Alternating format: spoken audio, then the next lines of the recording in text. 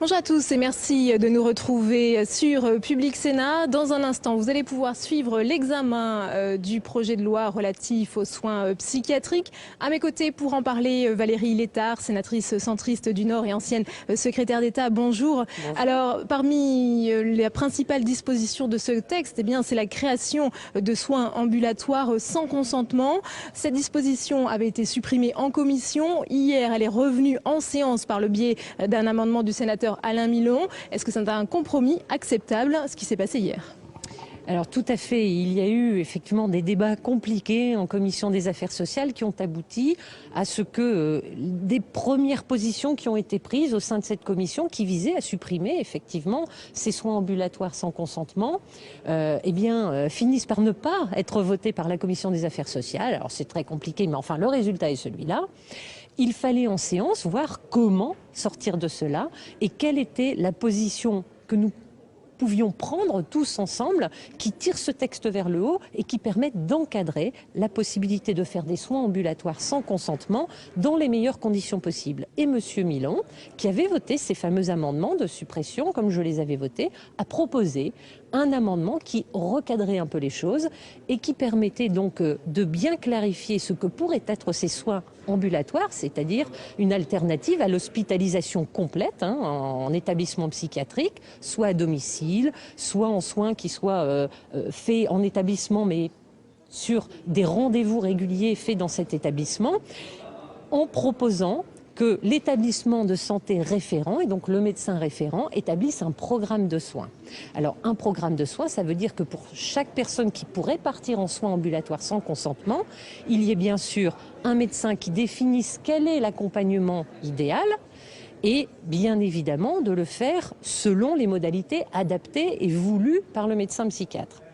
Alors, moi j'ai posé une question hier parce qu'il me semble que cet amendement proposé par M. Milon encadre beaucoup mieux les règles qui vont régir tout cela, à une condition que j'ai exprimée hier, c'est que l'on nous clarifie quels seront les moyens mis en place. Alors là justement, quelle est la réponse du gouvernement sur les moyens ? Alors, moi j'ai demandé effectivement à ce qu'on nous dise comment dans le prochain budget, donc pour 2012, on nous donnera les moyens humains et donc financiers pour faire en sorte que les établissements de référence puissent avoir les infirmières psychiatriques, par exemple, pour accompagner à domicile. Donc là-dessus, ça veut dire qu'il faut augmenter les effectifs ou en tout cas donner la possibilité à des infirmières qui sont dans les établissements de référence d'aller à domicile et de suivre le programme de soins prescrit par le médecin. Alors pour ce faire, ça veut dire qu'il faudra que Madame Béra, et c'est ce qu'elle nous a proposé hier, soit en mesure, et elle l'a dit, de nous rassurer sur le fait que pour chaque personne qui aura des soins ambulatoires, c'est-à-dire des soins qui soient portés à l'extérieur de l'établissement ou dans l'établissement mais à temps partiel, entre guillemets, il y a à chaque fois un référent, un professionnel qui soit chargé de son accompagnement pour qu'il n'y ait pas de personne qui soit sans suivi, car effectivement, il y aura là un vrai sujet. Ce sont des malades qui ont besoin d'être pris en charge de façon qualitative et donc il faudra bien sûr former des infirmières psychiatriques suffisantes parce qu'on n'en aura pas assez. Ça veut dire qu'il faudra augmenter forcément ou organiser le quota des professionnels de ces établissements pour qu'ils puissent aller à domicile et en même temps continuer à bien fonctionner dans les établissements. Madame Sénateur, rendez-vous donc à l'examen budgétaire prochain et elle s'est engagée à ce que effectivement face à chaque personne à accompagner, il y ait bien un référent qui accompagne ce parcours de soins. Beaucoup de sénateurs ont pourtant déploré l'absence d'un grand plan de santé mentale dont la France a besoin. Qu'est-ce que vous en pensez ? Mais je pense que tout le monde le partage sur tous les bancs du Sénat, à droite comme à gauche, que à partir du moment où un texte nous est proposé, c'est vrai qu'il est insatisfaisant, c'est vrai que c'est un premier rendez-vous qui malheureusement n'est pas suffisamment équilibré parce qu'il ne repense pas le système dans sa globalité, mais à partir du moment où on nous présente un texte, nous essayons de l'adapter au mieux des intérêts des personnes à prendre en charge et avec aussi un contexte médecin, mais aussi système judiciaire, c'est-à-dire qu'il nous faut des juges, il y a toute une procédure à suivre qui soit aussi organisée pour pouvoir prendre en charge cette réforme, cette nouvelle possibilité dans les meilleures conditions possibles. C'est le travail qu'on essaye de faire. C'est vrai, c'est pas suffisant. Il nous faudra un grand texte de santé mentale à l'avenir. C'est une première pierre. Encore une fois, insatisfaisante parce que pas globale, mais à nous de la cadrer et de demander les éléments de précision suffisants pour être sûr que pour cette partie des soins ambulatoires sans consentement, eh bien, tout soit bordé, les moyens soient organisés pour que ça se passe dans la plus grande sécurité pour les patients et leur environnement. Valérie Létard, merci d'avoir répondu à nos questions. Je vous laisse regagner l'hémicycle de Sénat. À suivre donc la suite de l'examen de ce projet de loi relatif aux soins psychiatriques. Très bonne séance à tous. L'ordre du jour rappelle la suite de la discussion du projet de loi adopté par l'Assemblée nationale relatif aux droits et à la protection des personnes faisant l'objet de soins psychiatriques et aux modalités de leur prise en charge. Dans la discussion des articles, nous sommes parvenus à l'amendement numéro 112 au sein de l'article 1er. 41 amendements font l'objet d'une discussion commune. L'amendement 112 est présenté. L'amendement 112. Ah pardon. Alors on distribue.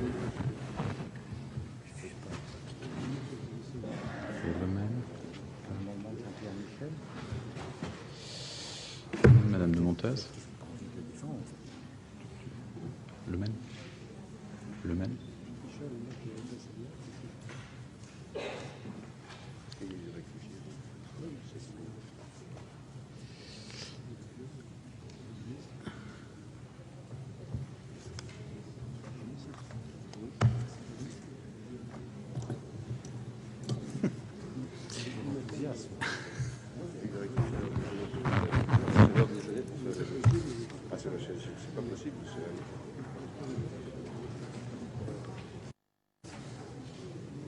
Alors, l'amendement 112, il est présenté par M. Le Maine.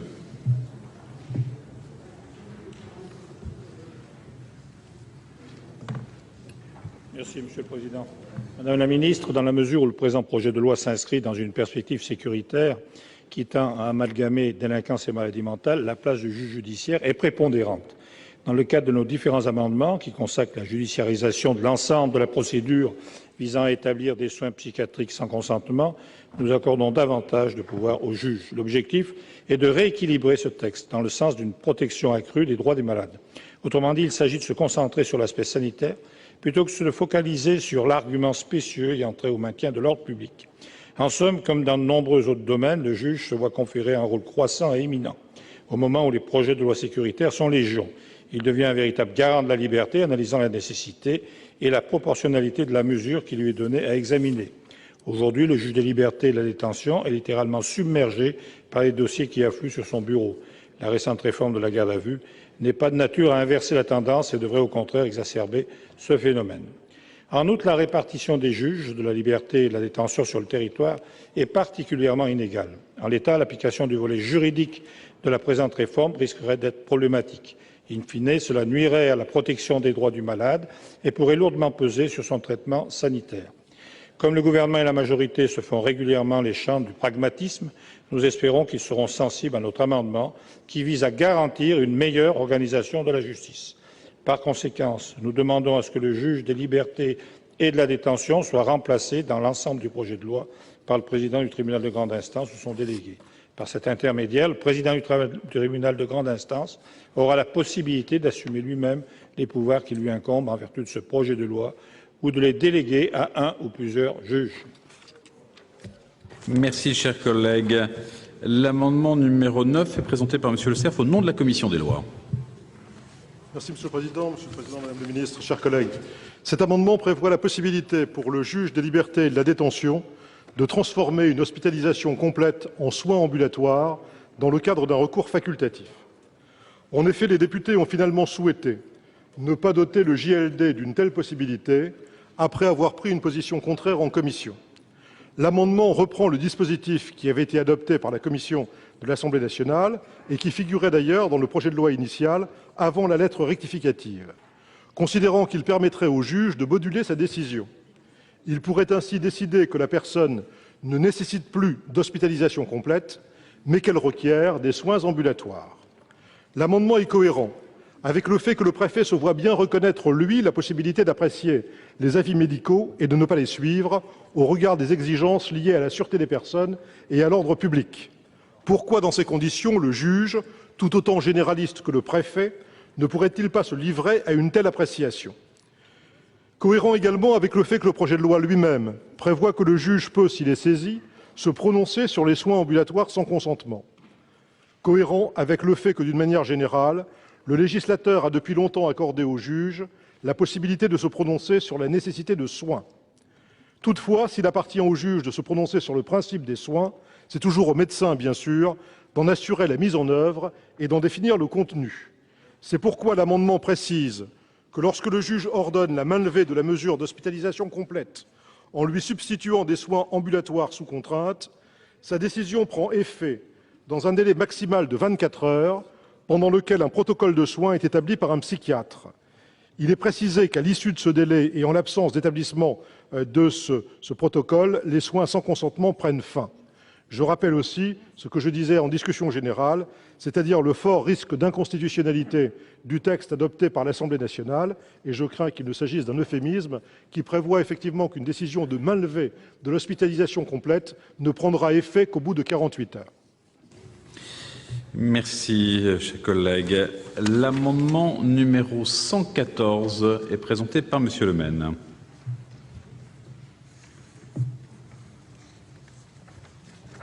Merci, Monsieur le Président, Madame la Ministre. Il semble qu'il y ait accord entre nos différentes sensibilités politiques sur ces bancs sur la définition du rôle du juge, qui est là pour contrôler la validité de la procédure, pour entendre la personne retenue sans son consentement, la personne de confiance qu'elle aura désignée, ou son avocat, pour vérifier que ne s'exerce pas sur elle une coercition insupportable. Nous pensons qu'il faut laisser faire le corps médical dans l'esprit d'une priorité aux soins. Le juge ne peut en rester à son contrôle, sans tirer les conclusions qui lui paraissent les plus opportunes en accord avec la priorité ci-dessus évoquée. Dans ce qui nous est proposé aujourd'hui, la personne est sous la contrainte d'avis ou de décision qui ne concernent pas exclusivement son état de santé. C'est encore le souci sécuritaire scandé à chaque partie du projet de loi qui nous est soumis et que nous dénonçons depuis le débat général. C'est pourquoi, avec cet amendement, nous appelons au retour à la version initiale du projet de loi telle qu'elle avait été soumise en première lecture à l'Assemblée nationale, d'où notre amendement. Merci, chers collègues. L'amendement 458 rectifié est présenté par Madame Escoffier. Merci, Monsieur le Président. Madame la Ministre, cet amendement a le même objet que celui qui vient d'être exposé par nos rapporteurs et par les différents intervenants. Nous estimons, nous aussi, que le juge des libertés et de la détention doit pouvoir transformer une hospitalisation complète en soins ambulatoires, que ce soit dans le cadre du recours facultatif ou celui du recours obligatoire. Je rejoins donc les arguments qui ont été exposés par notre rapporteur et nos collègues sur l'effectivité du pouvoir de contrôle du juge.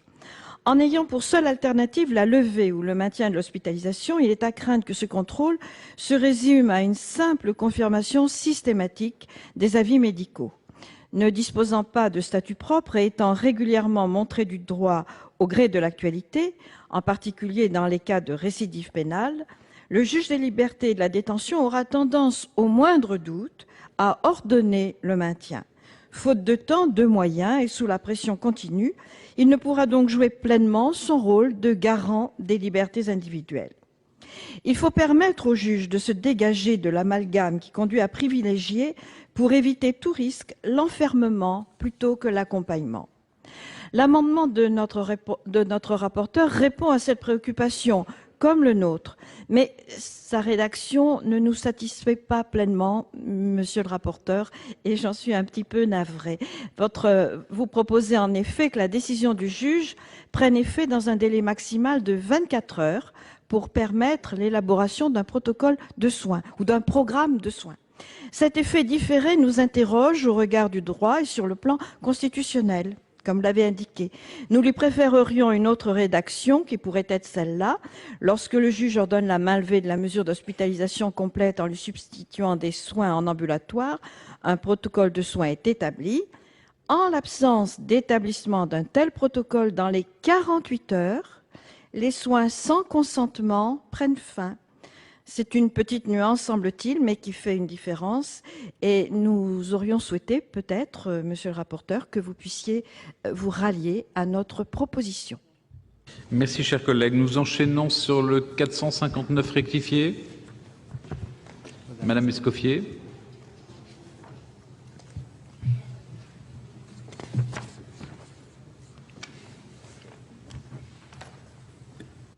Alors, nous revenons là encore et toujours sur la procédure renforcée appliquée aux malades ayant fait l'objet d'une décision de justice déclarant leur irresponsabilité pénale ou séjourner en unité pour malades difficiles.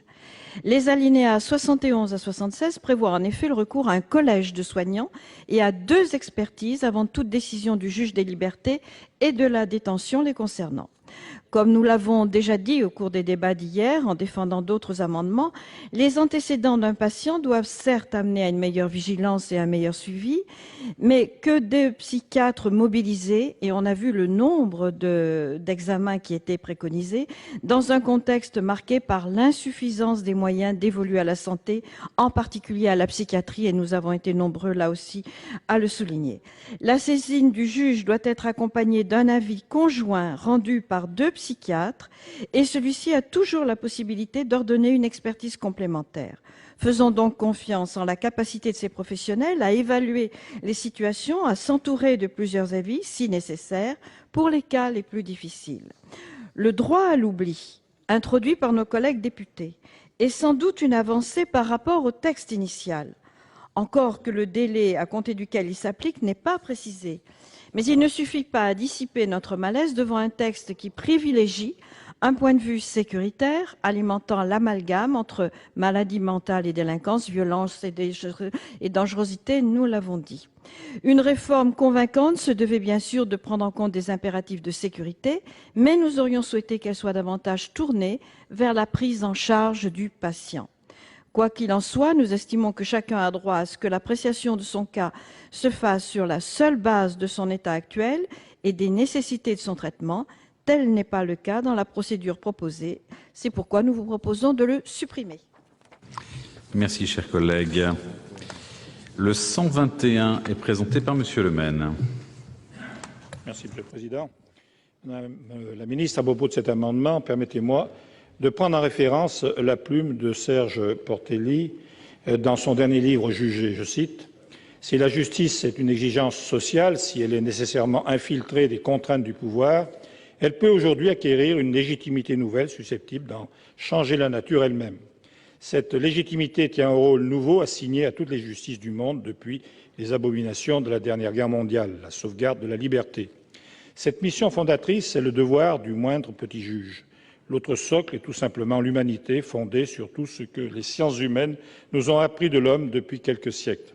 C'est ce savoir qui seul permet de comprendre les hommes et leurs actes, mais aussi d'humaniser l'ensemble du fonctionnement d'un appareil toujours tenté par la froideur, la rapidité, la rentabilité au détriment de l'essentiel, l'homme. » Fin de citation. C'est pourquoi le juge doit être à même, en toute indépendance, de convoquer, sans que cela fût considéré exceptionnel, les expertises lui permettant d'éclairer sa décision et ne pas être tributaire de l'unique avis du collège mentionné à l'article L. 3211-9 tel que cela est prévu dans ce projet de loi. C'est le sens de cet amendement.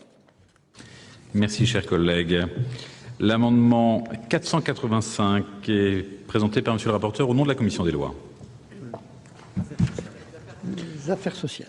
Monsieur le Président, bien, alors la procédure du collège ne doit toucher que les personnes qui font l'objet d'une hospitalisation sur décision du préfet et non celles qui le sont à la demande d'un tiers ou en cas de péril imminent.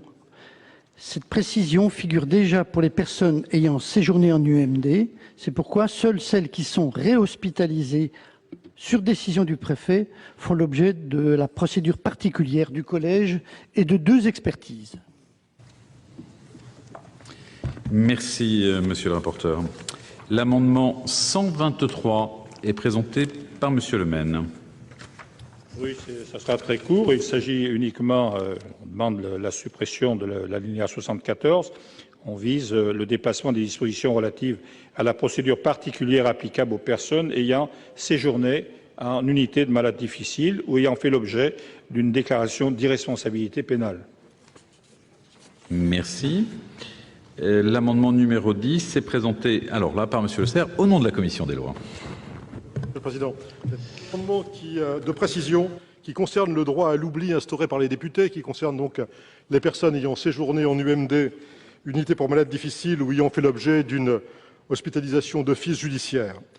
Il s'agissait de préciser que le point de départ de la période à l'issue de laquelle s'exercera le droit à l'oubli est nécessairement la fin des hospitalisations des personnes concernées. Cependant, je vais retirer cet amendement au bénéfice d'amendements suivants qui reprennent le dispositif proposé par cet amendement et ajoutent le délai de 10 ans à l'issue duquel, effectivement, ce droit à l'oubli pourra s'établir. J'avoue que la commission des lois avait elle-même réfléchi, s'était elle-même interrogée sur le point de savoir si le fait de laisser au décret fixer le délai ne créait pas une sorte d'incompétence législative et ne mettait pas en cause donc la compétence du législateur. Je crois donc que les amendements suivants apportent une heureuse réponse et je retire l'amendement numéro 10. Merci, chers collègues. Donc le 486, présenté par Monsieur Lorrain, au nom de la Commission des affaires sociales.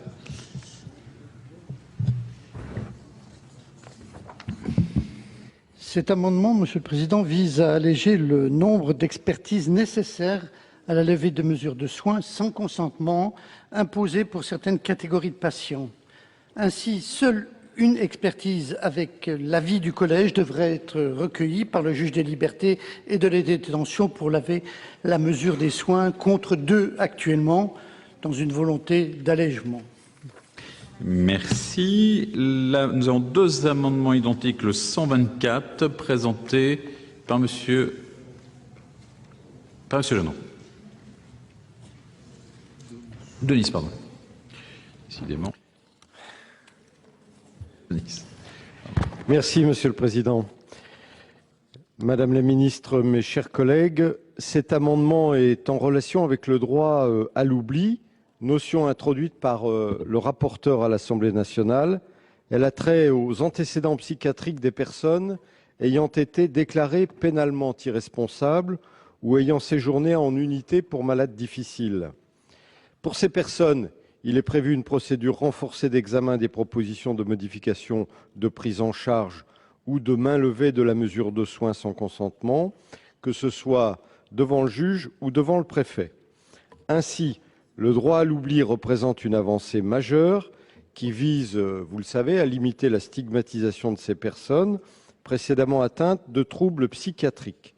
Il se fonde également sur le postulat qui a orienté la grande loi sur la psychiatrie de 1838, selon lequel la personne victime de troubles mentaux peut guérir. Mais, influence manifeste des travaux de François Pinel et de Jean-d'Étienne d'Esquirol, le présent projet de loi revient sur ce paradigme et effectue un retour en arrière dommageable et qui aura des conséquences négatives sur les personnes. Naturellement, nous ne contestons aucunement le droit à l'oubli. En revanche, nous souhaitons que le législateur fixe lui-même le délai à partir duquel ce droit s'applique. Rappelons que le législateur pourrait être rappelé à l'ordre pour incompétence négative s'il ne déterminait pas lui-même ce délai, indirectement lié à une mesure privative de liberté. D'autre part, ce délai ne peut être excessivement long, sous peine de porter atteinte au principe de respect de la vie privée, constitutionnellement garanti par l'article 2 de la Déclaration des droits de l'homme et du citoyen. D'ailleurs, je vous le rappelle, le Conseil constitutionnel a réaffirmé à maintes reprises le caractère constitutionnel de ce droit, notamment dans sa décision numéro 2009-580 du 10 juin 2009 relative à la loi favorisant la diffusion et la protection de la création sur Internet. Par conséquent, nous désirons préciser que le délai fixé ne peut excéder 10 années, Ce délai nous apparaît équilibré, raisonnable et opportun. Merci Monsieur Genreau. Le 301 tombe. Nous en arrivons au 125. Il est présenté par Madame Schillinger. Oui, le texte adopté par l'Assemblée nationale prévoit que lorsque le juge des libertés et de la détention ordonne la mainlevée d'une mesure d'hospitalisation complète, sa décision peut être différée de 48 heures afin de permettre au psychiatre de l'établissement d'accueil d'établir, le cas échéant, un protocole de soins. Pendant l'ensemble de cette procédure, le patient resterait en hospitalisation complète, ce qui entraverait l'exercice de ses libertés fondamentales, notamment d'aller et venir. Et d'autres termes, ce dispositif reviendrait à maintenir en hospitalisation complète une personne dont le JLD a estimé qu'elle devait être remise en liberté. Par conséquent, en vertu de l'article 66 de la Constitution, qui dispose que nul ne peut être arbitrairement détenu, ce dispositif encourait un fort risque d'inconstitutionnalité. Il s'agit d'une remise en cause explicite de la décision de l'autorité judiciaire, gardienne de la liberté individuelle, et d'une atteinte aux libertés publiques.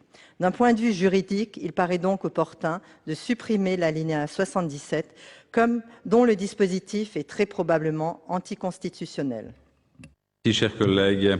L'amendement 58 rectifié, présenté par Madame Basquet. Merci, Monsieur le Président. Cet amendement est un petit peu dans le même esprit que le précédent. En fait, nous souhaitons amender l'alinéa 77 qui prévoit que la mainlevée décidée par le juge peut prendre effet dans un délai de 48 heures. Nous considérons que cette décision devrait avoir un effet immédiat, comme toutes les décisions de justice d'ailleurs, sauf à dire que celle-ci soit assortie par le juge lui-même d'un délai.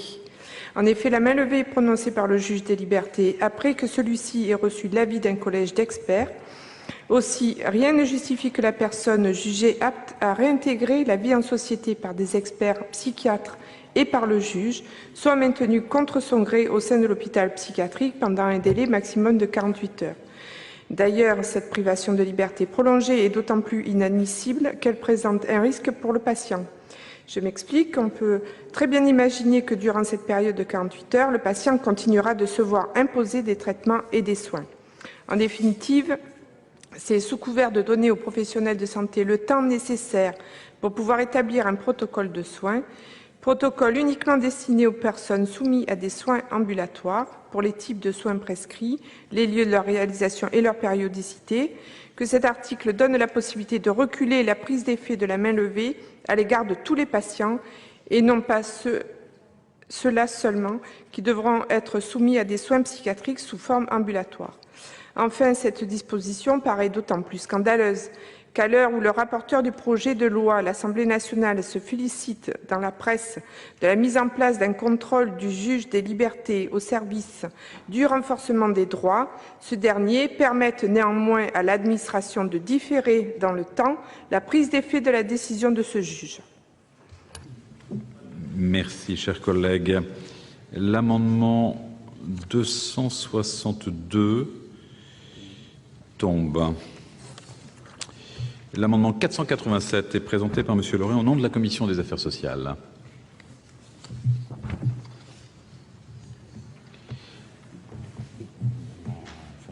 Il s'agit d'un amendement de cohérence, Monsieur le Président. Merci. L'amendement 132 et coordination, d'accord. Amendement 135, même chose. L'amendement 59 est présenté par Monsieur Fischer. Alors, cet amendement vise à supprimer l'alinéa 83. Et cet alinéa que nous proposons de supprimer prévoit que l'expertise rendue par l'avis de 2 psychiatres ouvre un nouveau délai de 14 jours au plus, avant que le juge des libertés ne prononce sa décision. Alors ce délai est cumulable avec celui prévu au premièrement, c'est-à-dire à l'alinéa 80, et qui pose le principe de l'intervention de ce même juge des libertés avant que ne soit écoulé un délai maximum de 15 jours. Il résulte de la juxtaposition de ces deux alinéas qu'un patient pourrait être hospitalisé contre son gré durant 15 jours plus 14 jours, 29 jours maximum, et sans que le juge des libertés ne se soit prononcé sur l'opportunité ou non de lever de la mesure de soins sans consentement imposée au patient. De fait, le délai d'intervention de 15 jours posé par les juges du Conseil constitutionnel est largement dépassé, puisque pouvant être doublé.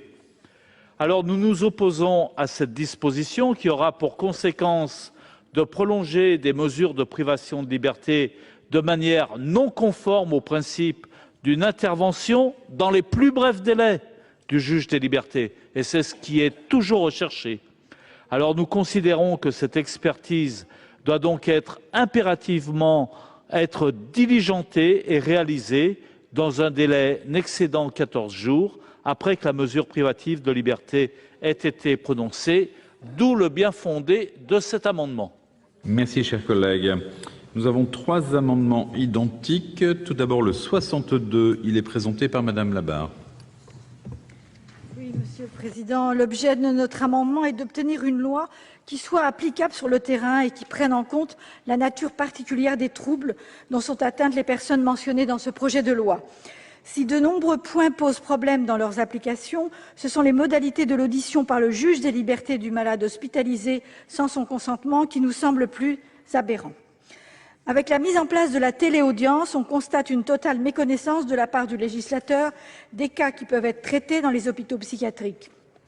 Une fois de plus, cette loi se borne à traiter les maladies mentales comme des maladies physiques.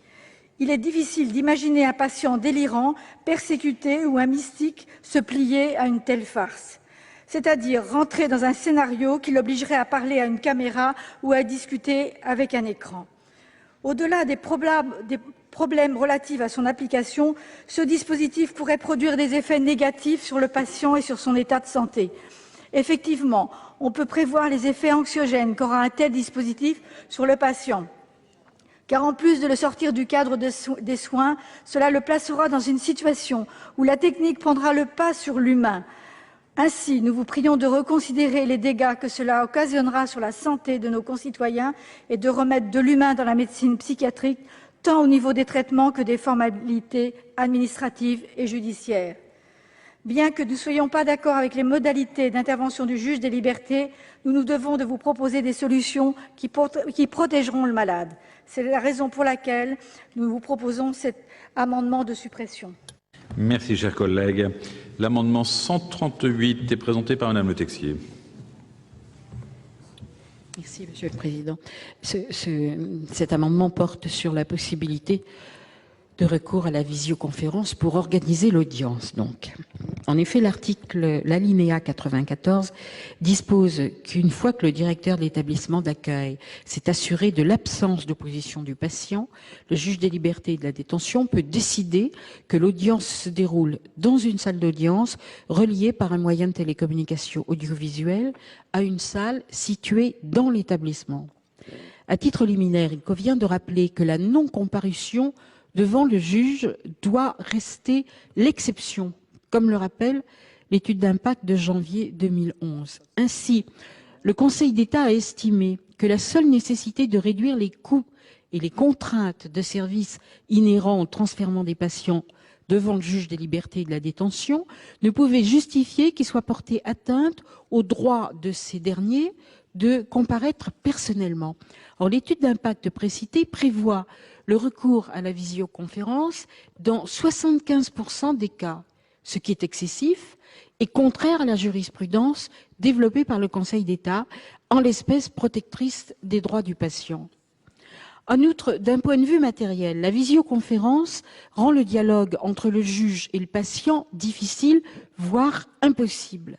Le recours à cette pratique peut exacerber l'incompréhension, la tension et, in fine, peser directement sur la décision du juge. En d'autres termes, le jugement sur la personne atteinte de troubles psychiatriques pourrait être fortement altéré par cette pratique porteuse de quiproquos. Par ailleurs, N'oublions pas que l'objectif prioritaire dans le cadre des soins psychiatriques sans consentement devrait être la guérison du malade et non le maintien de l'ordre public, option apparemment choisie par ce gouvernement dont on peut dire qu'il est excessivement sécuritaire.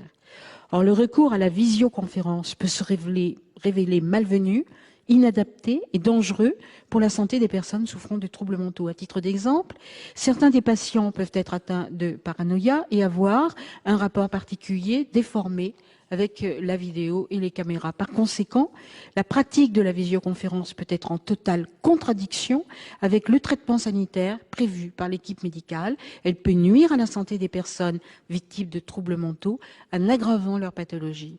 Pour ces motifs d'ordre à la fois curatif, juridique, matériel, nous proposons donc de supprimer le recours à la visioconférence. Merci. Merci, chers collègues. L'amendement 465 rectifié est présenté par Madame Escoffier. Oui, et si vous le permettez, Monsieur le Président, peut-être le 466, puisque Monsieur Desessard n'est pas là. Oui, tout à fait. Alors, s'agissant du 465 rectifié, nous proposons la suppression, comme mes collègues viennent de le dire aussi, de cet alinéa. Et parce qu'il concerne donc le recours à la visioconférence. Un recours qui, s'il était accepté, viendrait à méconnaître tout simplement la nature particulière des troubles présentés par ces malades et leur situation de détresse et d'instabilité. Nous l'avons d'ailleurs déjà dit lors de l'examen d'autres textes, nous avons dit notre opposition à cette pratique qui pose plus de problèmes qu'elle ne résout qu'elle n'apporte de solution. La première des questions, c'est celle du dialogue entre le juge et le patient, un dialogue rendu impossible, sinon difficile. La seconde question, c'est la place de l'avocat lui-même. Ne pouvant se trouver à la fois au tribunal et auprès de son client, il ne peut exercer sa fonction dans de bonnes conditions. Quoi qu'il en soit, nous estimons que sa place doit être très prioritairement auprès du client. Soyons réalistes, le recours à la visioconférence est dans cette matière complexe encore très méconnue par les juridictions qui elles-mêmes aurait du mal à réaliser ces auditions. C'est l'effectivité même du recours devant le juge qui se trouve compromis. C'est donc pour cela que nous proposons cette suppression.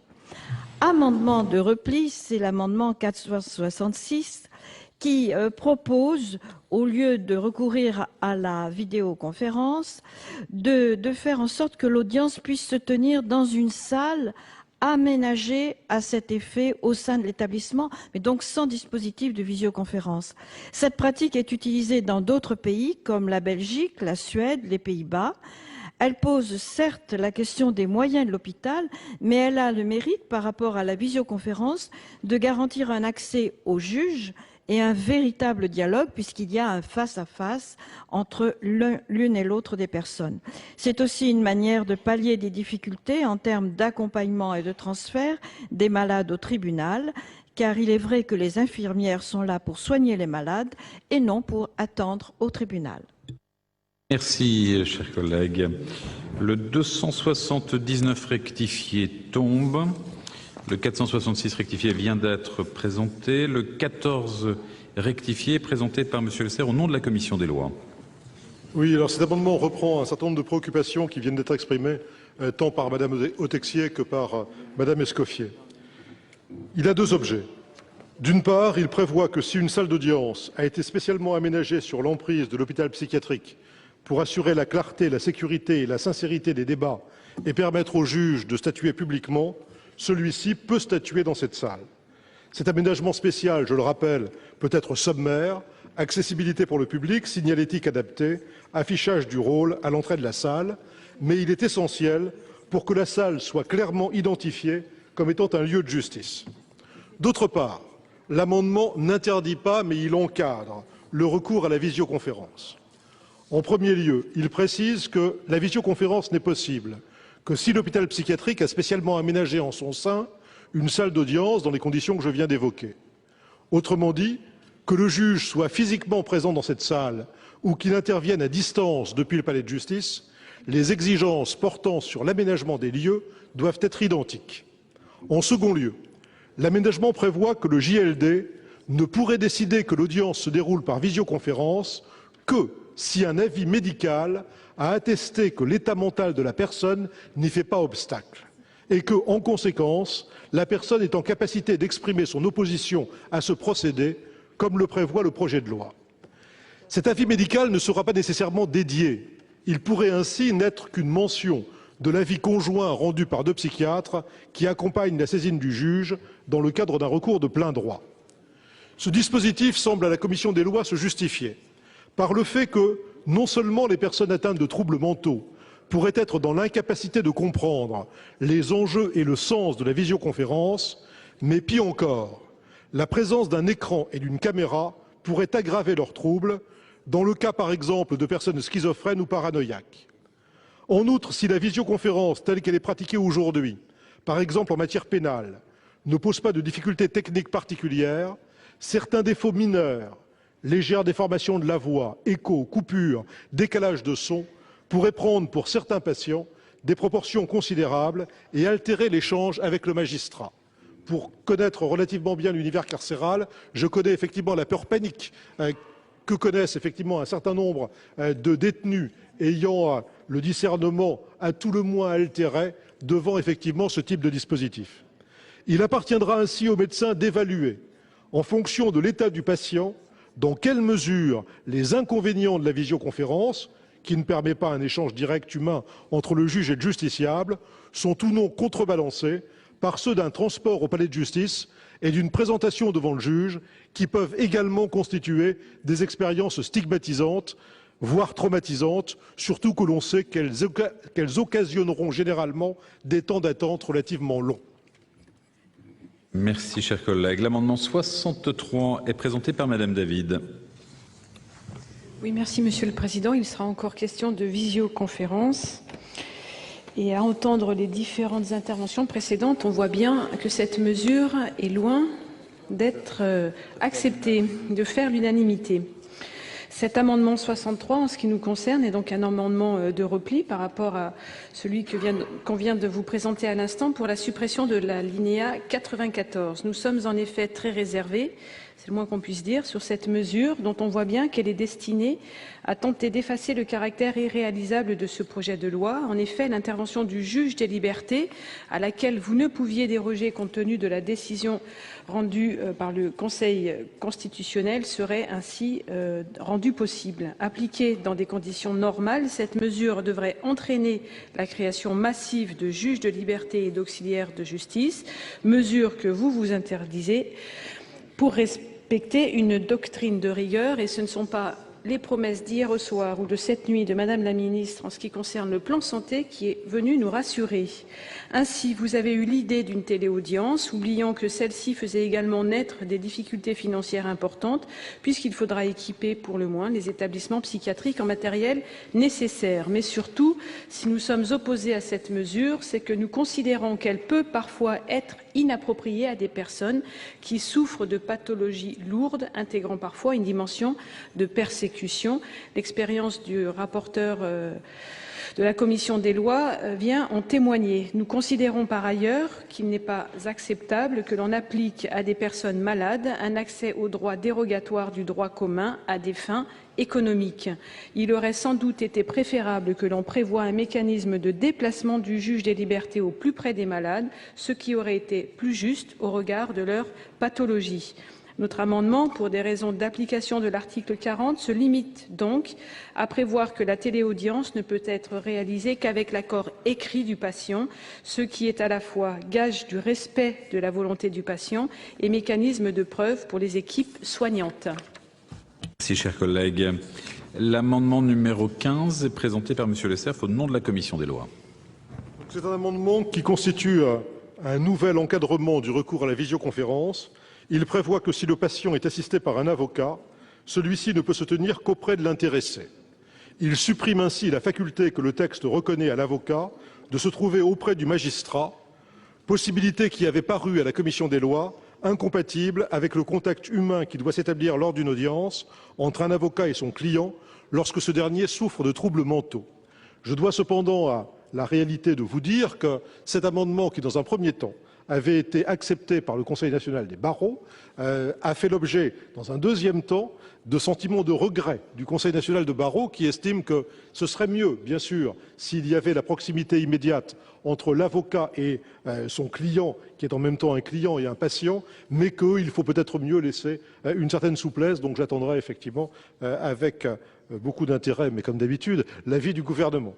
Le 16, Monsieur le Président, oui. je poursuis donc l'amendement numéro 16. Alors c'est un amendement de coordination avec des dispositions qui se trouvent à l'article 3. Je vous propose, mes chers collègues, de le retirer. Et si ces dispositions sont votées à l'article 3, nous laisserons à l'Assemblée nationale un peu de travail supplémentaire en termes de coordination. Le 17. Le 17 est un amendement de clarification. Merci.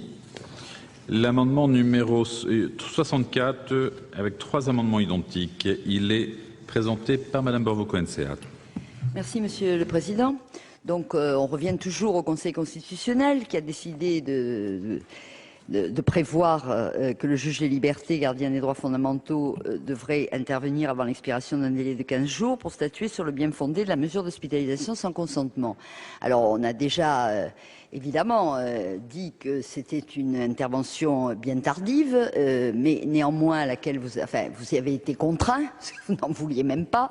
Et là, maintenant, on est dans cette configuration. Or, si je comprends bien, la décision du JLD au bout de 15 jours vous fait peur. Décision qui intervient, il faut bien le dire, après vérification, expertise psychiatrique, évidemment, tendant à faire formuler sa décision par le JLD. Donc apparemment vous vous en méfiez puisqu'il y a un recours qui est possible. Bon, le recours est toujours possible évidemment de toute décision, mais recours donc du procureur de la République, et ce recours est suspensif. C'est-à-dire qu'au fond, ça part du principe que le JLD et les psychiatres et le JLD quand même risque fortement de se tromper, et que par contre le procureur de la République, lui, va savoir ce qu'il en est de l'état pathologique du patient après une hospitalisation qui aura duré 15 jours. Je crois que ce n'est pas acceptable, et ce qui n'est surtout pas acceptable, c'est que le recours soit suspensif. Voilà, parce qu'un recours est toujours possible, mais je crois qu'il n'est pas absolument anormal que le procureur puisse décider que le recours est suspensif, ce qui est contraire à tout principe, parce que, au fond, la justification de cela, c'est quand même qu'il y a un doute très fort sur le fait que le JLD soit en capacité de prendre sa décision après l'avis des psychiatres.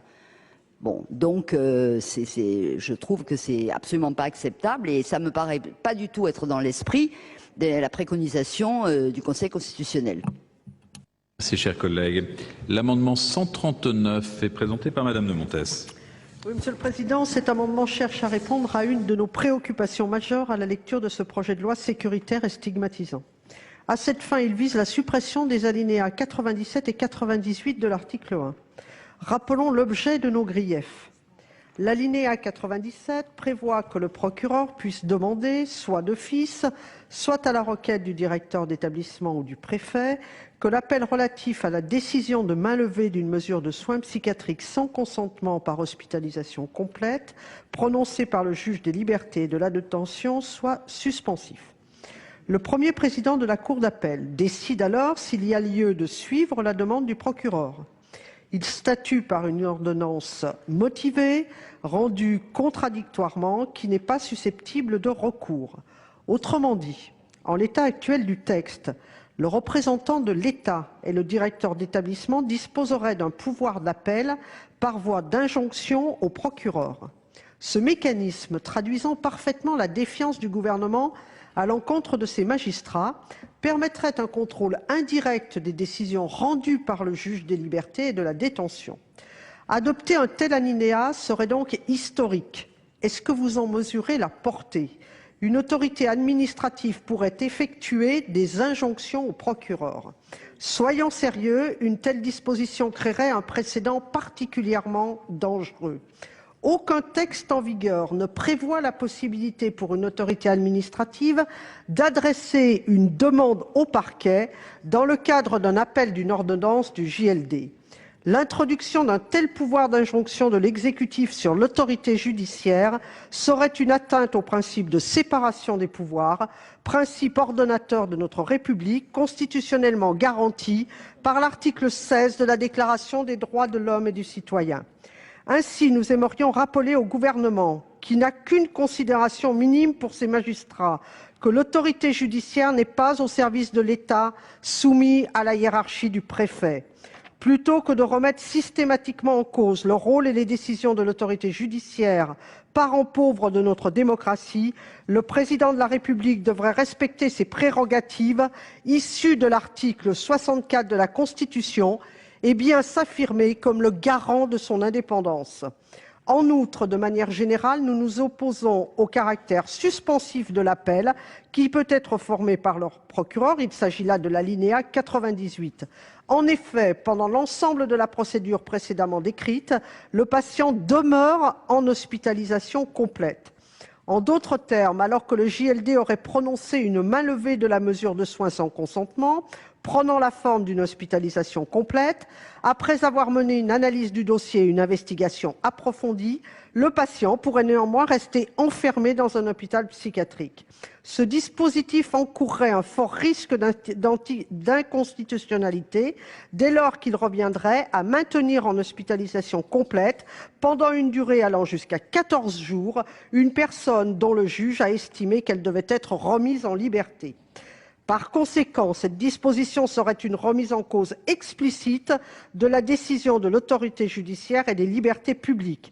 En revanche, elle serait la matérialisation du postulat qui sous-tend ce projet de loi, à savoir que la personne victime de troubles mentaux est nécessairement une menace pour la société et pour l'ordre public. Eu égard à ces remarques d'ordre juridique, politique et philosophique, particulièrement lourdes de sens et de conséquences, nous requérons la suppression des alinéas 97 et 98 de l'article 1er, véritables atteintes aux fondements de notre démocratie. L'amendement 467 rectifié est présenté par Madame Escoffier. Oui, Monsieur le Président, Madame la Ministre, je ne reprendrai pas les arguments qui viennent d'être développés par les deux oratrices précédentes. Nous proposons nous aussi la suppression des alinéas 97 et 98 qui prévoient la possibilité pour le directeur de l'établissement ou le préfet de demander au procureur de la République de saisir le premier président de la Cour d'appel afin que le recours à l'encontre de la décision du juge des libertés et de la détention soit suspensif. Quand bien même le ministère public ne serait pas lié par une telle demande, cette mesure est tout à fait dérogatoire au droit commun et c'est pourquoi nous en demandons la suppression. Merci, cher collègue. L'amendement numéro 11 est présenté par Monsieur le rapporteur au nom de la Commission des lois. Oui, cet amendement prévoit la possibilité pour le JLD, le juge des libertés et de la détention, de transformer une hospitalisation complète en soins ambulatoires dans le cadre d'un recours de plein droit. Ce sont les mêmes raisons que j'exposais tout à l'heure concernant le recours facultatif qui expliquent cet amendement. Merci, Monsieur le rapporteur. L'amendement 460 rectifié présenté par Madame Escoffier. Eh bien, pour dire que nous sommes pleinement en phase, ou presque, avec l'amendement proposé excellemment par notre rapporteur, à une petite différence près, comme dans l'amendement que j'ai défendu tout à l'heure, le 458, simplement sur les délais. Et nous préférerions effectivement un effet immédiat, en précisant toutefois qu'en l'absence d'établissement d'un protocole de soins dans les 24 heures, les soins sans consentement prendraient fin au lieu des 48 heures. Merci, cher collègue. L'amendement 263 tombe. Le 488, amendement de cohérence. Monsieur le rapporteur. Oui, Monsieur le Président. Donc, amendement de cohérence présenté par la Commission. Merci. L'amendement 21, Monsieur le rapporteur au nom de la Commission des lois. Oui, ça me permettra de répéter un peu ce que disait Christiane de Montes, mais peut-être d'une manière un peu différente, mais sur le fond, je pense qu'on n'est pas très éloigné.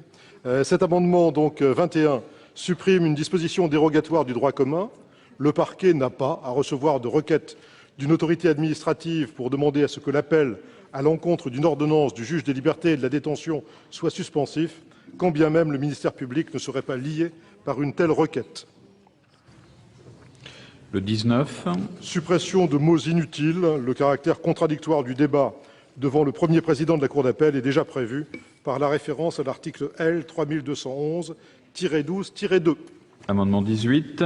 Amendement de clarification, Monsieur le Président. Amendement 20. L'amendement 20 est un amendement d'harmonisation de la procédure suivie devant le premier président de la Cour d'appel avec celle applicable en première instance devant le JLD. L'amendement prévoit que le patient est maintenu en hospitalisation complète jusqu'à la décision du juge, sauf si l'autorité administrative décide elle-même d'y mettre fin dans les conditions du droit commun. Et enfin l'amendement 22. Harmonisation de la procédure suivie devant le premier président de la Cour d'appel avec celle applicable en première instance devant le JLD. Merci, monsieur le rapporteur. Alors, les avis de la commission, amendement 112, monsieur le rapporteur. La commission, Monsieur le Président, a émis un avis favorable. Néanmoins, le rapporteur s'est permis de penser que le juge des libertés est spécialisé dans les questions relatives aux libertés. Il est logique de lui confier ce contentieux plutôt qu'au président du tribunal. Des moyens nouveaux, semble-t-il, nous sont apparus. Amendement numéro 9. En ce qui concerne l'amendement, la commission a émis un avis favorable, malgré les réserves du rapporteur, qui dit que est-il vraiment dans l'office du juge d'ordonner l'élaboration d'un programme de soins? Son rôle est de vérifier qu'une atteinte excessive n'a pas été apportée aux libertés. L'amendement 114. Alors, l'amendement 114, il s'agit de permettre au juge de substituer des soins sans consentement en ambulatoire à une hospitalisation complète.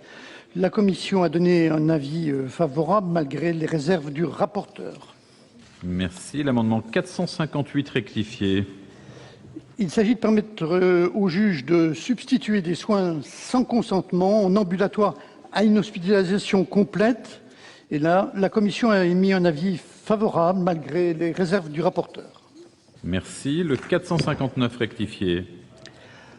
En ce qui concerne le 459, il s'agit de supprimer la consultation du collège pour les patients ayant séjourné en UMD ou ayant fait l'objet d'une hospitalisation d'office judiciaire. La commission a donné un avis favorable malgré l'avis contraire du rapporteur. Amendement 121. L'amendement 121, il s'agit d'autoriser le juge à procéder à toutes les investigations qu'il estime utiles. Bien que le rapporteur ait estimé que cet amendement est inutile, la commission a donné un avis favorable. Le 123. Favorable. Il s'agit de déplacer certaines dispositions pour améliorer la cohérence du texte. L'amendement 124. Alors l'amendement 124, la commission a émis un avis favorable. Cet amendement fixe à 10 ans la période permettant l'application du droit à l'oubli et améliore donc la rédaction du texte. Merci. L'amendement 125. Alors cet amendement supprime l'alinéa qui permet aux médecins de préparer un programme de soins si le juge ordonne la levée d'hospitalisation. Bien que le rapporteur ait estimé que cet alinéa est nécessaire, la commission a donné un avis favorable à l'amendement. Merci. L'amendement 58 rectifié. Cet amendement tend à prévoir la levée immédiate de l'hospitalisation lorsqu'elle est ordonnée par le juge. Là, malgré l'avis du rapporteur qui a observé qu'il fallait permettre aux psychiatres d'élaborer un programme de soins, la commission a donné un avis favorable. Merci. L'amendement 132. Il s'agit d'une coordination avec un amendement précédent. Avis favorable, Monsieur le Président. L'amendement 135. Coordination, avis favorable aussi, Monsieur le Président. L'amendement 59. Cet amendement raccourcit les délais donnés au juge pour statuer lorsqu'il ordonne une expertise. La commission a donné un avis favorable malgré les réserves du rapporteur. Merci. L'amendement 62. Le 62. Je présenterai donc ensemble, si vous le permettez, Monsieur le Président, l'ensemble des avis sur plusieurs amendements relatifs à l'audience. Donc, la Commission a donné un avis favorable aux amendements 62, 138, 465, 466, 14 rectifiés, 63 et 15. Mais tous ces amendements ne peuvent être adoptés simultanément. Certains suppriment purement et simplement la visioconférence, d'autres prévoient des conditions pour son utilisation. Nous recommandons donc au Sénat d'adopter les amendements 14 rectifiés et 15 de M. Le Cerf, qui me paraissent les plus complets. 14 rectifiés, vous avez dit, et 15. 14 rectifiés et 15. Nous en arrivons à l'amendement 17. Avis favorable. Il s'agit d'une clarification des règles relatives à l'organisation de l'appel. L'amendement 64, 139, 467 rectifié. Alors, la Commission a donné un avis défavorable 39 et 467 rectifiés qui suppriment le recours suspensif. Ce recours n'est appelé à servir que dans de très rares cas où il apparaît que la sécurité des personnes pourrait être mise en cause par une décision de levée de l'hospitalisation. L'amendement numéro 11. L'amendement numéro 11. La Commission a donné un avis favorable à cet amendement qui permet au juge de transformer lui-même une hospitalisation temps plein en soins sans consentement en ambulatoire, malgré les réserves du rapporteur, qui le programme de soins relève du médecin, c'est ce que nous pensons. L'amendement 460 rectifié.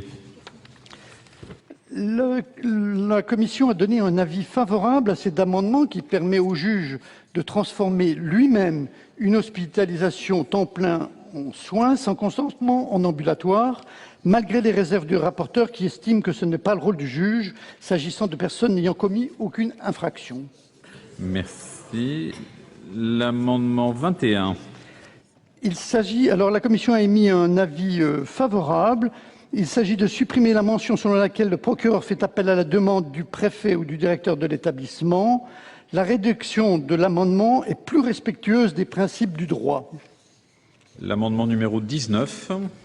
C'est un avis favorable à cet amendement de simplification. Le 10. Avis favorable à cet amendement de clarification. 20. Cet amendement harmonise la procédure d'appel avec celle suivie devant le JLD. La Commission a donné un avis favorable. Et enfin, l'amendement 22. C'est un avis favorable à cet amendement qui harmonise lui aussi la procédure suivie en appel avec celle qui prévaut devant le JLD. Merci, monsieur le rapporteur. Madame la ministre, quel est l'avis du gouvernement? D'abord sur l'amendement 112. C'est un avis... c'est une demande de retrait, plus exactement, à défaut un avis défavorable, car la proposition n'apparaît pas opportune. Le juge des libertés et de la détention est compétent dans ce domaine depuis sa création en 2000, et ce en remplacement du président du TGI. Il concentre entre ses mains l'examen des affaires civiles et pénales, mettant en jeu le respect des libertés individuelles garanties par l'article 66 de la Constitution. Le président du TGI peut toujours, en cas de nécessité, désigner un des vice-présidents du tribunal pour exercer les fonctions du JLD. C'est pourquoi je demande le retrait, sinon j'émettrai un avis défavorable. Numéro 9. Alors, si vous le permettez, j'associerai à ma réponse une réponse pour l'amendement 9, 114, 458 et 11, puisque un avis défavorable à ces 4 amendements qui ont pour objet finalement de donner au juge des libertés et de la détention la possibilité de substituer un soin ambulatoire sans consentement à la mesure d'hospitalisation complète. En fait, cette proposition met le juge en situation de devoir ordonner une mesure dont il ne peut évaluer les conséquences, notamment quant à l'atteinte aux libertés qui peut en résulter. Selon cet amendement, c'est en effet postérieurement à la décision du juge, au terme d'un délai de 24 heures, que le protocole de soins est établi. Et cet amendement reviendrait à confondre les attributions du juge pénal et du juge civil. Le juge civil n'a pas vocation à être en charge du suivi des mesures médicales qui relèvent de la seule compétence des autorités sanitaires. Merci. Le 459 rectifié. Alors, je l'ai pas, 450. Oui, pardon. Oui, j'ai associé ma réponse à plusieurs amendements. Donc, je passe, si vous le permettez, au 485. Oui, absolument. Monsieur le Président, qui est un avis favorable du gouvernement.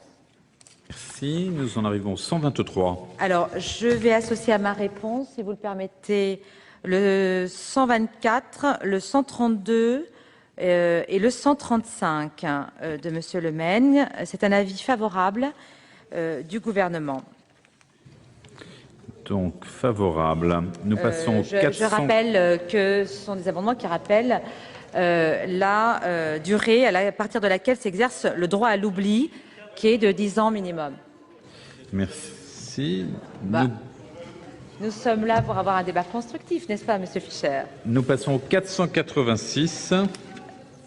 Le 486, alors c'est un amendement qui vise à n'imposer pour les patients en soins sans consentement sur décision du préfet et ayant fait l'objet d'une décision d'irresponsabilité pénale ou ayant séjourné en unité pour malades difficiles qu'une seule expertise pour permettre au juge des libertés et de la détention de statuer sur la levée de la mesure. Les dispositions actuelles prévoient 2 expertises, mais dans le dispositif à venir, le juge bénéficiera d'un avis supplémentaire avec l'avis du collège. Cela apparaît suffisant dans un contexte où les experts médicaux sont de plus en plus sollicités et où il est parfois difficile d'en trouver. Il convient de rappeler que dès lors que le juge ne s'estimerait pas suffisamment éclairé de par ses prérogatives, il pourrait solliciter une autre expertise. Donc, c'est un avis favorable. Le 124, vous avez dit favorable. Nous passons au 125. C'est un avis défavorable. Je crois que le délai doit être maintenu parce qu'il doit permettre au médecin de revoir le patient à sa sortie du bureau du juge afin d'organiser un programme de soins. 58 rectifié. Le 58, c'est un avis défavorable du gouvernement puisque c'est un amendement qui propose de poser le principe général selon lequel, dès lors que le juge des libertés ordonne une mainlevée, eh bien, sa décision prend effet immédiatement. Non seulement il écarte toute prise en compte de l'exigence de la continuité des soins qui peut justifier un report de quelques heures de l'effet de la décision du juge si un programme de soins doit être mis en place suite à la décision judiciaire, mais encore il conduirait à une incohérence avec les dispositions pour rendre possible l'effet suspensif de l'appel contre la décision. Le 487. Un avis favorable. Merci. Donc sur le 132 et le 135, vous avez donné un avis favorable. Oui. Nous passons donc au 59.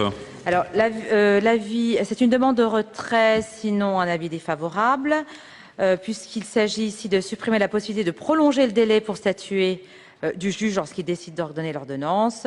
Une telle prolongation apparaît indispensable pour permettre à l'expert de disposer d'un temps minimal pour mener ses travaux et rendre son rapport. Sur le 62, le 138 et le 465 rectifié.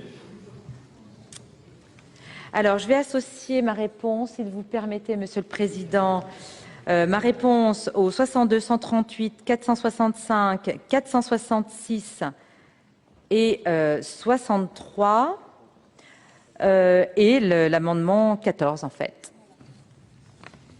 L'amendement 14 qui a été présenté par Monsieur Le Serre, qui propose d'encadrer davantage le recours à la visioconférence, qui prévoit déjà la nécessité d'une décision du juge et l'absence d'opposition du patient.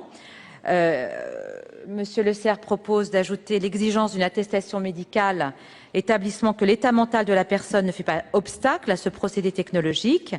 Le gouvernement est tout à fait favorable à cette disposition qui permet de prendre en compte la situation de chaque patient et d'éviter les effets néfastes sur la santé de celui-ci. La visioconférence s'organisera au sein de salles spécialement aménagées, apparentées à des lieux de justice et ouvertes au public. Dans l'hypothèse où ce procédé ne pourra être utilisé, vous prévoyez la possibilité pour le juge de décider d'y statuer et d'ainsi tenir une audience foraine. Cette proposition offre ainsi une possibilité qui va objectivement dans le sens de la protection de l'intérêt des patients, leur permettant de comparaître personnellement devant leur juge quand ils ne peuvent être remplacés. Donc, un avis favorable pour l'amendement 14 et donc un avis défavorable pour les autres que j'ai mentionnés. Donc défavorable pour le 62, le 138 et le 465 rectifié, défavorable pour le 466 rectifié et défavorable pour le 63. Nous en arrivons donc à l'amendement numéro 15. Alors, pour cet amendement, je vais demander à Monsieur Le Serre un retrait. Sinon, ce serait un avis défavorable parce qu'ici, Monsieur Le Serre propose que l'avocat du patient puisse être aux côtés du patient et non près du magistrat. Le principe même de la présence de l'avocat n'est bien évidemment pas contestable. En revanche, le fait de ne pas permettre que le cas échéant, l'avocat, qui en pratique sera le plus souvent celui de permanence, soit aux côtés du juge, apparaît trop rigide et source de difficultés.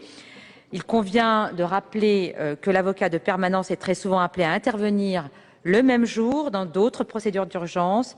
Bien évidemment, dans les cas où l'avocat ne pourrait être aux côtés du patient, la nécessaire confidentialité sera assurée par le dispositif de visioconférence afin de préparer au mieux l'audience. Merci. Le 17. Favorable, c'est un amendement de précision. 4. Si vous le permettez, Le 139 et le 467 rectifié. Absolument, Monsieur le Président. Il s'agit ici pour le gouvernement d'émettre un avis défavorable.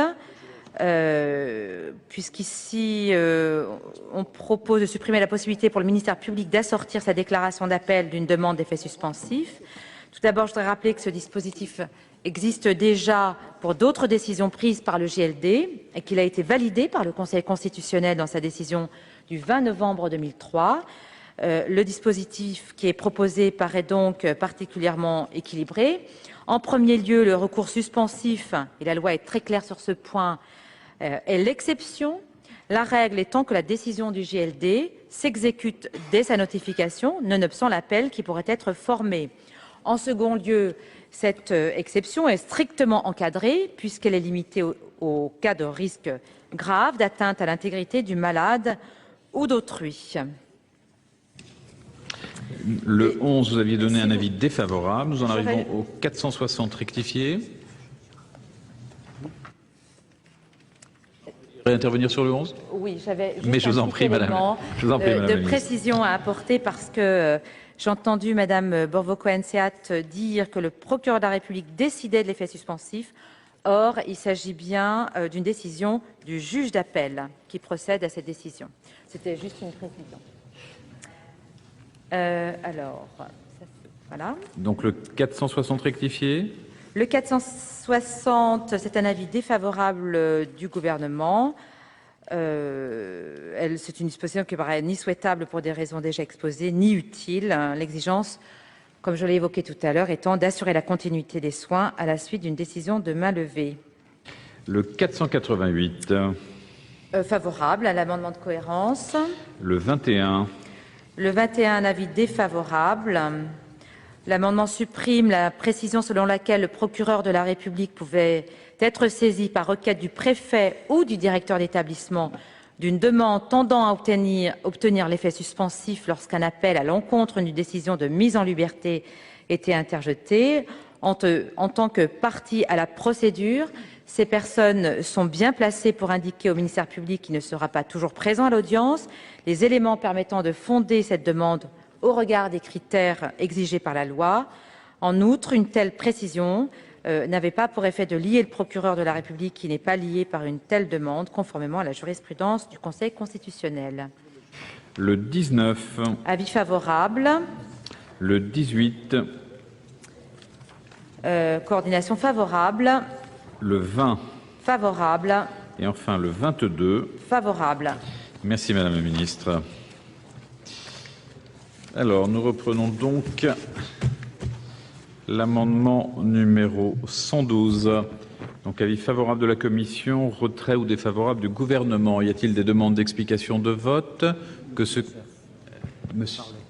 Pardon, Monsieur Le Serre. Oui, je voudrais exprimer les raisons pour lesquelles je suis défavorable à l'amendement 112. Non seulement la Commission des lois souhaite que le contrôle soit exclusivement confié au JLD, déjà compétent pour l'ensemble des contentieux civils et pénals en matière de privation de liberté, mais elle souhaite encore qu'il soit envisagé de doter ce juge d'un statut plus protecteur. Dans son avis adopté le 31 mars 2011, la Commission nationale consultative des droits de l'homme a regretté que le JLD ne dispose pas d'un statut propre, dans la mesure où ce juge est un magistrat du siège, ayant rang de président, de premier vice-président ou de vice-président, désigné par le président du tribunal de grande instance, qui dispose également du pouvoir de le muter dans d'autres fonctions. L'avis ajoute que le JLD est régulièrement pointé du doigt, au gré de l'actualité et particulièrement des cas de récidive pénale. On peut légitimement craindre que cette pression continue de tendre à remettre en cause l'exercice en toute indépendance de son pouvoir de contrôle des mesures d'hospitalisation. Ce point de vue, mes chers collègues, a également été défendu lors des auditions par les différents syndicats de magistrats. C'est pourquoi votre rapporteur pour avis souhaite qu'il soit envisagé, dans le cadre de la réforme à venir de la procédure pénale, de doter le JLD d'un véritable statut, qui passe par une désignation par décret du président de la République, ainsi que par des modifications indiciaires qui tiendraient compte des contraintes horaires auxquelles ils sont soumis. L'amendement proposé nous paraît aller à l'encontre de cet objectif, en prévoyant que le JLD serait un juge parmi d'autres, compétent en matière d'hospitalisation sous contrainte. On pourrait alors imaginer que le président du TGI ne lui confie pas ou lui retire le contentieux de l'hospitalisation sous contrainte en cas de pression exercée par la préfecture ou l'établissement d'accueil. C'est au contraire à la création d'un statut du JLD qu'il convient, selon la commission des lois, de réfléchir dans les années à venir. Monsieur le rapporteur, pas d'autres demandes d'explication de vote que ceux qui souhaitent... Pardon, Monsieur Le Maine. Madame la ministre. Il est retiré. Madame la ministre. Je voudrais apporter une rectification parce que j'ai émis un avis qui n'était pas conforme dans le cheminement, enfin l'évolution des amendements. Il s'agit du 486 sur le passage à un certificat médical pour le JLD. Pardon. Oui. Voilà. Donc c'est un avis défavorable à l'amendement 486 parce qu'aujourd'hui le préfet et le juge des libertés bénéficient chacun de 2 expertises psychiatriques préalables pour ordonner la mainlevée de l'hospitalisation d'office. Et je rappelle qu'on est dans le cadre de malades irresponsables pénaux pour troubles mentaux. En effet, on ne comprendrait pas que le juge soit moins bien renseigné que le préfet sur l'état de santé du malade lorsqu'il décide de prendre une telle décision. Merci Madame la Ministre. Nous sommes donc sur l'amendement numéro 9. L'avis de la commission favorable, du gouvernement défavorable. Pas de demande d'explication de vote. Que ceux qui souhaitent l'adopter veuillent bien lever la main. Merci. Que ceux qui sont contre veuillent bien lever la main. C'est l'amendement de M. Le Cerf, hein. Je crois que personne n'a compris. Alors, je suis pas sûr que... Bon, nous reprenons. Hein. L'amendement donc de M. Le Cerf. Je rappelle que l'avis de la commission est favorable. L'avis du gouvernement est défavorable. Que ceux qui souhaitent adopter cet amendement veuillent bien lever la main. 1, 2, 3, 4, 5, 6, 7, 8, 9, 10, 11, 12, 13, 14, 15, 16. Je ne connais pas. 16. Merci. Que ceux qui sont contre veuillent bien lever la main. 1, 2, 3, 4, 5, 6, 7, 8, 9, 10, 11, 12, 13. Il est adopté. Il est adopté. Donc le 114 tombe. Le 114 tombe. 458 aussi. De même que le 458. Nous en arrivons au 459 rectifié. Avis favorable de la commission, avis défavorable du gouvernement. Pas de demande d'explication de vote. Que ceux qui souhaitent adopter cet amendement veuillent bien lever la main.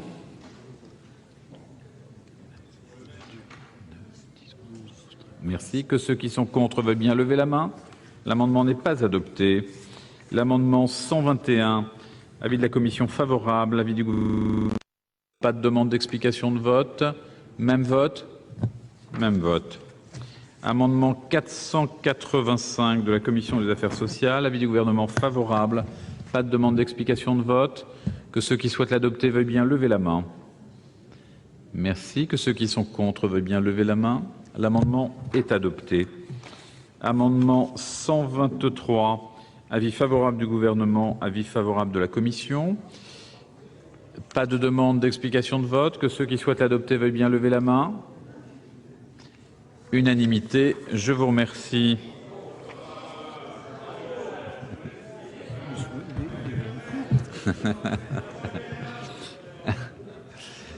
Eh bien, nous passons dans l'enthousiasme général au 486. Il est retiré, monsieur le rapporteur. Très bien. Nous en arrivons donc au 124 et au 301. Avis de la commission favorable, avis du gouvernement favorable. Pas de demande d'explication de vote. Que ceux qui souhaitent l'adopter veuillent bien lever la main. Eh bien, je crois voir une unanimité. Merci. Amendement 125. Avis de la commission favorable. Avis du gouvernement défavorable. Ah oui, il est tombé. Il est tombé. Le 58 rectifié. Avis de la commission favorable. Avis du gouvernement défavorable. Pas de demande d'explication de vote. Que ceux qui souhaitent l'adopter veuillent bien lever la main. Merci. Que ceux qui sont contre veuillent bien lever la main. Merci. Il n'est pas adopté. L'amendement 487 présenté par la commission des affaires sociales, avis du gouvernement favorable. Il est tombé. Amendement 132. Avis favorable de la commission, avis favorable du gouvernement. Pas de demande d'explication de vote. Que ceux qui souhaitent l'adopter veuillent bien lever la main. Eh bien, c'est à nouveau l'unanimité. Le 135, avis favorable de la commission, avis favorable du gouvernement. Pas de demande d'explication de vote. Que ceux qui souhaitent adopter veuillent bien lever la main. Merci, unanimité. Le 59, avis favorable de la commission, demande de retrait ou défavorable du gouvernement. Monsieur Fischer, est-il retiré? Non. Il est maintenu. Pas de demande d'explication de vote. Que ceux qui souhaitent l'adopter veuillent bien lever la main. Merci. Que ceux qui sont contre veuillent bien lever la main. L'amendement n'est pas adopté. Amendement 62, 138, 465 rectifié. Avis favorable de la commission, avis défavorable du gouvernement. Pas de demande d'explication de vote. Que ceux qui souhaitent l'adopter veuillent bien lever la main. Merci. Que ceux qui sont contre veuillent bien lever la main. Ils ne sont pas adoptés. 466 rectifié. Même vote. Même vote. Le 14 rectifié. Avis favorable de la commission, avis favorable du gouvernement. Pas de demande d'explication de vote. Que ceux qui souhaitent l'adopter veuillent bien lever la main. Merci. Que ceux qui sont contre veuillent bien lever la main. Il est adopté. Amendement 63 tombe. Le 15, avis favorable de la commission, demande de retrait ou défavorable du gouvernement. Oui, monsieur le rapporteur. Effectivement, je vais retirer cet amendement, mais je précise malgré tout que la situation n'est pas une situation pleinement satisfaisante, puisque la plupart du temps, ce qui se passe, d'après ce que nous disent effectivement tous les JLD, c'est que le président se retire 1 ou 2 minutes pour laisser effectivement converser le patient client avec son avocat dans des conditions qui sont des conditions quand même extrêmement rudimentaires. Ceci dit, je suis parfaitement conscient des difficultés qu'induirait le vote de cet amendement, et donc au nom de la commission des lois, je choisis de le retirer. Merci, monsieur le rapporteur. L'amendement numéro 17, avis favorable de la commission et du gouvernement. Pas de demande d'explication de vote. Que ceux qui souhaitent l'adopter veuillent bien lever la main. Merci. Que ceux qui sont contre veuillent bien lever la main. Il est adopté. L'amendement 64, 139 et 467. J'ai donc été... pas de demande d'explication de vote? Non. Si. Madame Borvo-Cohen-Seat. Monsieur le Président, rapidement, nous avons demandé un scrutin public parce que les explications données par Madame la Ministre ne sont pas satisfaisantes puisqu'elle nous dit que c'est une procédure qui sera forcément exceptionnelle. Je suis d'accord avec vous que c'est le juge d'appel qui statue, mais il nous paraît que c'est une mise en cause totale des règles habituelles du droit et donc et en plus c'est encore une fois une suspicion à l'égard du GLD, donc de la justice judiciaire, parce que on voit pas pourquoi, si vous voulez, le juge des libertés, après 2 expertises, alors ne serait pas en capacité de statuer sur le maintien de l'hospitalisation ou non. Donc voilà, il faut savoir ce qu'on veut et donc nous vous proposons un scrutin public. Merci, chers collègues. Alors, effectivement, j'ai été saisi d'une demande de scrutin public par Madame la Présidente du groupe CRCSPG sur les amendements 64, 139 et 467 rectifiés. Je vous rappelle que l'avis de la Commission est défavorable, l'avis du Gouvernement est défavorable. Il va être procédé au scrutin public dans les conditions fixées par l'article 56 du règlement. Ceux qui souhaitent voter pour remettront au secrétaire un bulletin blanc. Ceux qui souhaitent voter contre remettront un bulletin bleu. Ceux qui souhaitent s'abstenir remettront un bulletin rouge. Le scrutin sera ouvert dans quelques instants.